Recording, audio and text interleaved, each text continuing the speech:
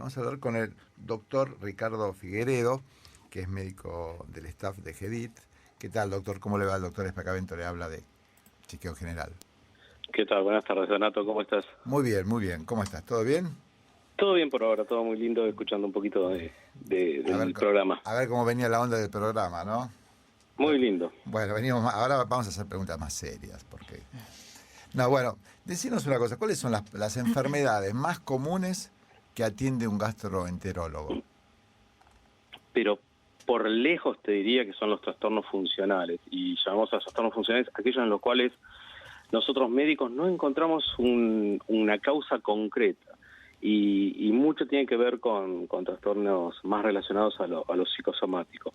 Y se destaca en esto colon irritable, la dispepsia funcional. Pero si bien nosotros nos especializamos en la patología digestiva y llegan pacientes con patología que pareciera no digestiva, es casi una incongruencia, pero se trata de esto el tema. Muchos pacientes con consecuencias del estrés nos vienen a ver a nosotros y bueno, nosotros tenemos que ir desandando el camino de la consulta.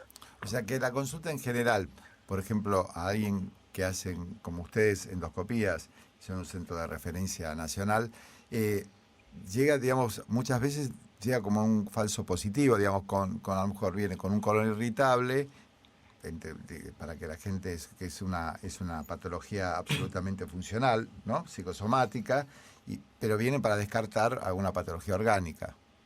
Claro, sin lugar a dudas, o sea, si bien nosotros, como te decía, vemos mucho paciente con patología funcional, la inmensa mayoría a nosotros nos vienen a ver por lo destacado de nuestra área, que es fundamentalmente la endoscopía, y casi preponderantemente en relación a la prevención del cáncer de colon. O sea que la prevención de cáncer de colon es, digamos, por así decirlo, la primer causa de consulta de un endoscopista. Debería serlo. No suele ser siempre eso, generalmente es o lo que mal llamado gastritis o dolores abdominales en los cuales puede haber muchas causas, pero debería ser sin lugar a dudas nosotros nuestra primera causa la prevención, ¿no? Y sobre todo en este caso del cáncer de colon, que es la segunda causa de cáncer en nuestro país. Doctor, ¿y cuáles son los síntomas, no, para que uno esté atento y no confunda lo que puede ser una patología psicosomática, como usted dijo, con algún tipo de trastorno más importante?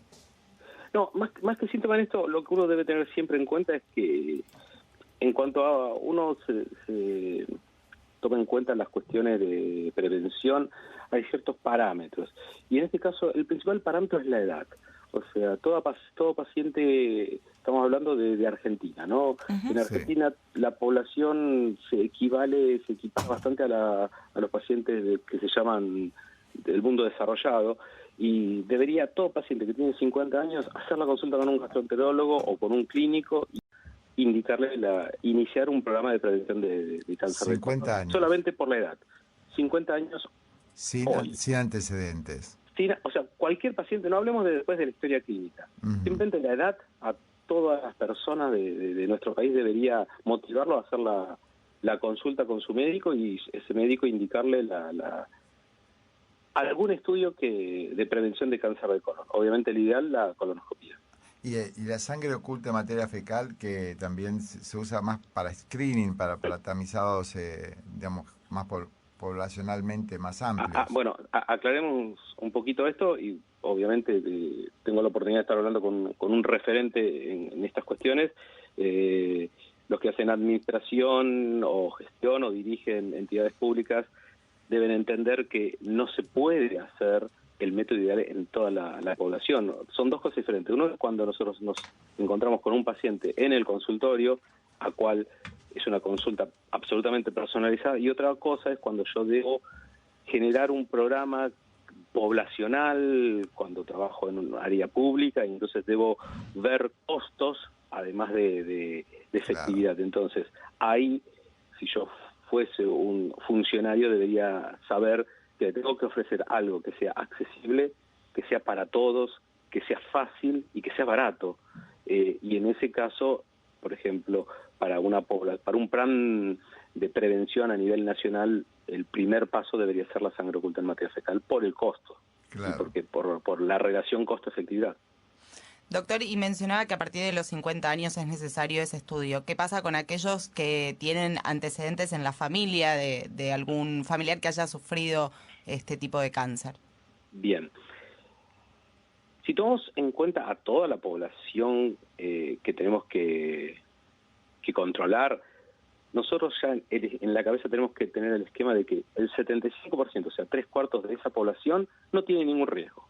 Y a esos pacientes empezamos a los 50 años. Pero el 25% de todos los pacientes que vienen por este motivo a vernos a nosotros, tenemos que ya entender, ya pensar que va a haber algún riesgo, que debe haber un riesgo conocido o no. Y por ende nosotros en la consulta tenemos que investigar, tenemos que preguntar sobre ese riesgo, ya sea antecedentes personales, algún tumor ginecológico, algún tumor pulmonar, algún tumor de próstata o alguna enfermedad específica del intestino que lleva a aumentar el riesgo del cáncer de colon.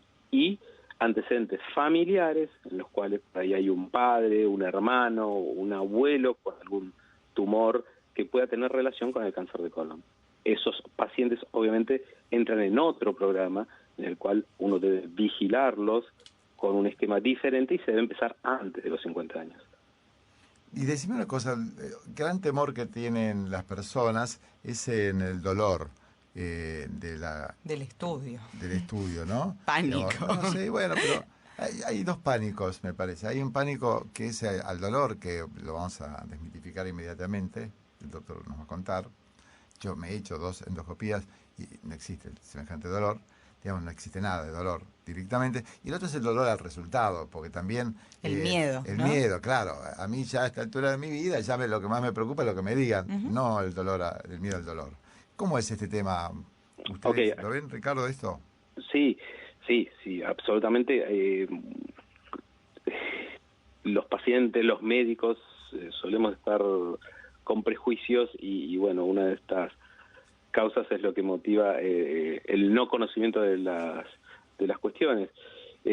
Por un lado está el miedo a lo que vamos a enfrentarnos, o sea, al estudio, a la preparación, a la anestesia. Muchos pacientes, este procedimiento, vale aclararse, se debe realizar con una sedación, con una anestesia que, si bien nos duerme totalmente, es un nivel de profundidad muy, muy superficial, es como el sueño que uno tiene en su casa cuando duerme a la noche, o sea, una profundidad muy superficial, pero es anestesia. Entonces muchos pacientes suelen tener ciertos rasgos fóbicos hacia la anestesia, pero deben entender que la anestesia ha mejorado mucho, ha avanzado mucho en los últimos 15 años, las drogas que se utilizan son realmente muy seguras y por otro lado genera una sensación de bienestar y de buen sueño que muchos nos dicen, ¿no? ¿Cuándo lo puedo llamar para hacerme dormir en casa? A los anestesiólogos le dicen eso.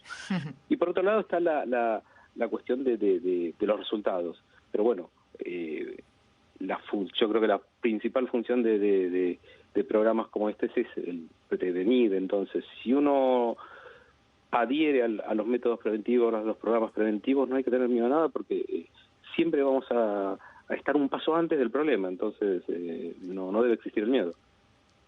Bueno, ya fundamental, ir al médico a partir de los 50 años, no es doloroso, no hay que tener miedo, todo lo que se pueda descubrir precozmente es curable, así que nos sacaste un montón de dudas y a nuestros oyentes también te agradecemos muchísimo. Ricardo Figueredo, médico gastroenterólogo del servicio y del staff de GEDIT, que es un centro muy prestigioso de nuestro país. Muchísimas gracias por haber estado en Chequeo General.